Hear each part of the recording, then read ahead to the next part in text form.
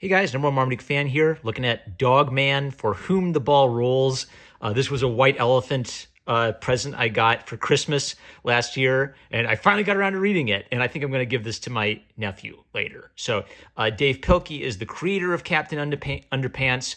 Dog Man is sort of a meta thing where it's a comic written by the kids from Captain Underpants. So maybe I should say something a little bit about I wasn't allowed to read Captain Underpants as a little kid because it had potty humor, but I heard a lot about Captain Underpants. So kind of like as I was coming up, I'd sometimes get like a furtive look at the forbidden books in other kids' library collections. So, what I respect about Dave Pilkey is this is one of the best-selling comics of all time. It's everywhere in Walmart, and this is a guy who knows comics, loves comics, and he's living the dream of having turned he makes the same kinds of comics he made when he was a 10-year-old kid with ADHD in school, and he turned that into a full-time job. What's not to respect about that? But what's kind of brilliant about both Captain Underpants and Dog Man is it is unambiguously lots of potty humor and silly humor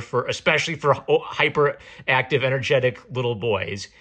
It's also very self-aware that that's what it is, and even kind of like lampshades the fact that, man, are we really doing potty humor again? And it's smart. It's those two contrasting elements coming together that I think really makes it shine. Now, I was only generally familiar with Captain Underpants. This is the first Dog Man book I've read. It is not the first Dog Man book, but I was still able to jump right in, get right into Dog Man. And one brief little prologue was all I needed to know who is who in the Dog Man universe. So something real quick about Captain Underpants. I think that I want to talk about why it's a genius idea. So their principal, I forget his name, but their principal is a fuddy-duddy who just wants everyone to be mature, and he hates potty humor. And the boys are Harold and Dan, I think. No, George and Harold. So George and Harold, they snap their fingers, and their stuffy principal drops his pants and becomes Captain Underpants. And kind of like Calvin and Hobbes, there's a question of, is this really happening, or is just this the imaginative world of the boys? They love to have the power to make the stuffy principal drop his pants. Now, that is very countercultural, right? That is very much sticking it to, public schools as an institution. I even like the element that when he's Captain Underpants, he loses his toupee.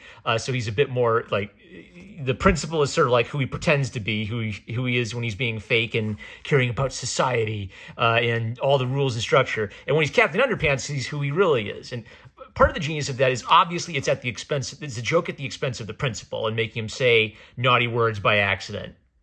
But the genius is they're mocking the principal not by making him the villain. The boys are mocking the principal by making him the hero of their imaginative universe. So how could you even be mad to have little boys portraying you as Captain Underpants running around in your underpants? So the premise is the two boys from Captain Underpants write the Dog Man comics, and then Dave even draws the pages of their like 8.5 by 11 pieces of paper. So I think he's very good at capturing how a hyperactive 10-year-old boy's mind works, because he literally had ADHD. This is him. He is presenting to you exactly the same kind of comics he used to make. So I love the detail that Dog Man's origin story is there was a policeman and a dog. They got hit by a hospital. Dog's body was dying. Policeman's head was dying. So they just sewed the dog's head on the policeman's body, and Dog Man was born. I love the detail that the characters don't have arms unless they need to have arms. So they'll just be like little running torsos, and then when they need to hold something or interact with something, their arms will appear. And the other premise is Petey the cat was the bad guy of a previous episode. He created a clone of himself, but then this clone sort of became his surrogate son, and he wanted to turn over a new leaf. So Big Pete is in jail. Little Pete is friends with Captain Underpants and ADHD, the robot.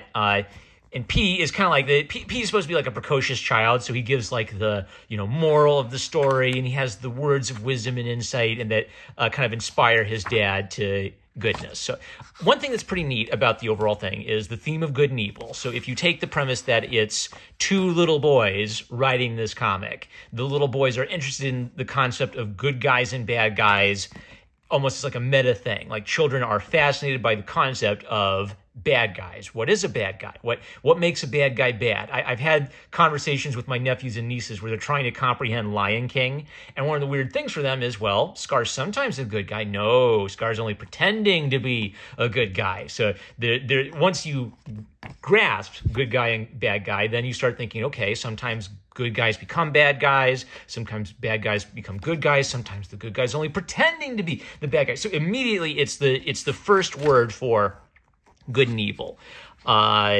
Petey, the other neat thing is Petey is a pessimist. One of the quotes that inspired this book is, two men looked out through prison bars. One sees the mud, the other stars. Petey's pessimistic. He's sort of annoyed at the state of the world, and it feels unfair. So he appeals to the governor to get his sentence commuted. He feels like the world treats dogs better than it treats us cats. And later, this is a setup for a gag where as soon as Petey gets his pardon, he forgets about the revolution and changing the system and just takes his pardon and gets the heck out of Dodge.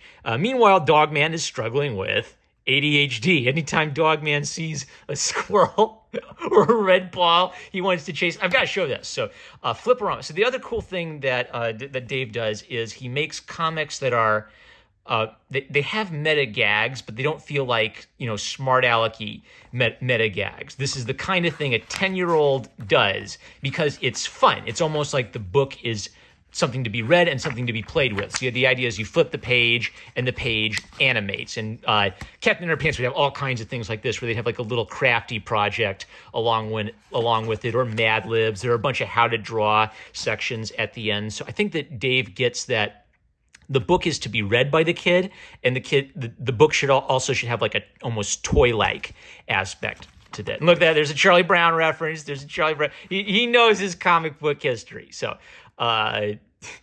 Dogman has to do behavioral modification therapy to overcome his inability to concentrate on anything. And the heart of the story is really between Petey Sr. and Petey Jr. Petey Jr. Is friends with Dogman and ADHD. Petey Sr. gets out of prison and wants to, live with his kid again. And so there's like the tension of, it's kind of like being a divorced kid. You got to go back and forth between the two families. And because Petey's sort of a pessimist about the world, it's the gap is between what's the difference between being a realist, being a pessimist, being an optimist, and being naive. Little Petey sees the good in people, wants to help everybody. So the conflict comes to a head when little Petey decides to invite Petey Sr.'s abusive dad over to visit. And what's kind of neat about it is they both learn a lesson. So little Petey learns that you can't just magically fix everybody and not everything is gumdrops and rainbows. But Big Petey learns not to only look at the downside of life. If all you look at is the mud, if all you look at is the pollution and the sadness, then that's all you're going to see in the world. So little Petey gains wisdom, and big Petey gains hope, and it really works. So I thought that was pretty special. The comedy.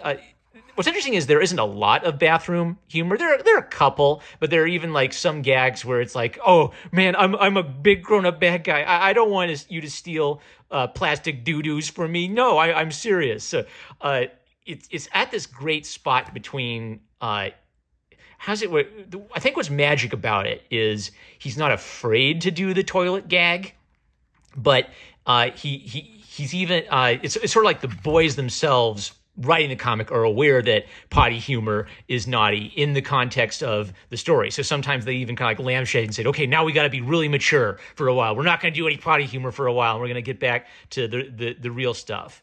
The actual fight was pretty exciting. I got to find this. There's a really cool meta gag where this is based on the visual of the comic. So ordinary reading order would be this, 1, 2, 3, 4, 5, 6. But it guides you to do this. And this is a setup for a great slapstick gag later where he comes back through this and he bonks on every single one of these on the way out. So I guess the point is that Dave is really good at slapstick and wordplay comedy, and that always plays. This is a little boy's very first introduction to Nathaniel Hawthorne, and great slapstick and wordplay. And I think that Dave's very aware that any comic a kid reads could be their first comic, and he wants it to be a special experience for them and for them to have something that they can take away from it. So there's a Big Pete, instead of looking down at the mud, now he's looking up at the stars, right? So he's had a transformative, cathartic experience. There's a note here that says, what is it? Harold helped write this one. I don't know if that means that Dave's actual son helped in this, or if that's just another part of the meta aspect of this comic was created by, quote, 2 10-year-old kids, unquote, from Captain Underpants. So very special, very fun comic. Partially because it's so... I think that's part of what makes it so great, is how stick figure-y the art is, but it serves the comedy and the narrative so perfectly. It's exactly the right combination. So great book. If you have a 6-year-old, they probably already have read all of these, and you don't even need to recommend it to them. But very bright. So I think you could get a good kick out of this reading it with your kid as well. That's it. Number one Marmody fan. Love you guys. Catch you later.